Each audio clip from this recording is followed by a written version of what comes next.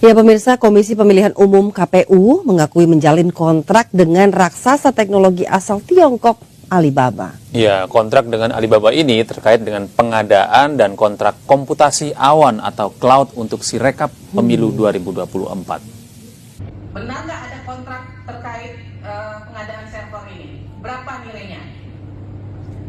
Kepada siapa? Sampai kapan kontrak itu berlangsung? Berapa lama? Di mana kontraknya dilaksanakan? Ini dokumen yang menurut termohon dikecualikan, hadirkan ke persidangan ini.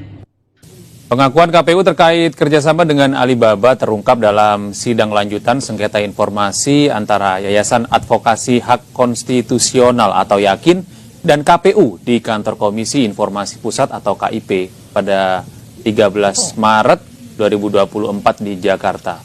Perwakilan KPU, Lukman Hakim, mengakui adanya kontrak pengadaan yang dilakukan KPU dengan Alibaba. Mas Roy, akhirnya KPU mengaku ini bahwa ada kerjasama.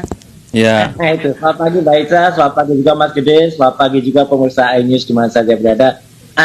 Akhirnya, saya bilang akhirnya ya, meskipun ini bukan akhir ya, karena ini sebenarnya baru indikasi awal dari nanti terbongkarnya beberapa kepalsuan atau kebobrokan yang lain dari KPU. Saya harus bilang begitu. Ya kenapa? Karena ini sebenarnya statement ini sudah saya keluarkan lebih kurang sebulan yang lalu ya.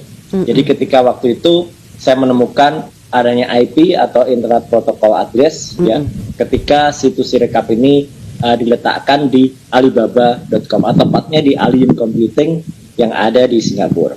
Teman-teman pakar lain bahkan ada yang menemukan salah satu subsidiaries-nya ada di Prancis, ada di Tiongkok dan lain sebagainya. Kenapa ini penting? Karena ini sebenarnya adalah merupakan pelanggaran dari Undang-Undang Perlindungan Data Pribadi nomor 27 tahun 2022. Yang penting apa? Data-data penduduk kita yang ada pada Silon, yang ada pada Sipol, itu semua diletakkan di cloud yang ada di luar negeri.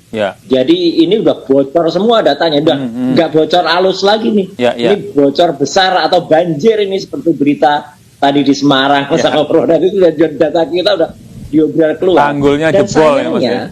Apa? Betul, udah jebol nih datanya. Dan sayangnya KPU pun harus melalui sidang untuk ngaku bahwa data-data itu ada di luar. Awalnya kalau kita lihat ya, 3 minggu yang lalu atau bahkan ya sekitar 3 minggu yang lalu pada hari Rabu, itu semua jajaran komisioner, ada ketuanya waktu itu dan ada salah satu komisioner yang cewek waktu itu, inisial DI, waktu itu kan bilang, meyakinkan, kami jamin data-data tidak ada yang disimpan di luar negeri. Tapi begitu mau sesi tahan jawab, bubar mereka, hilang semua.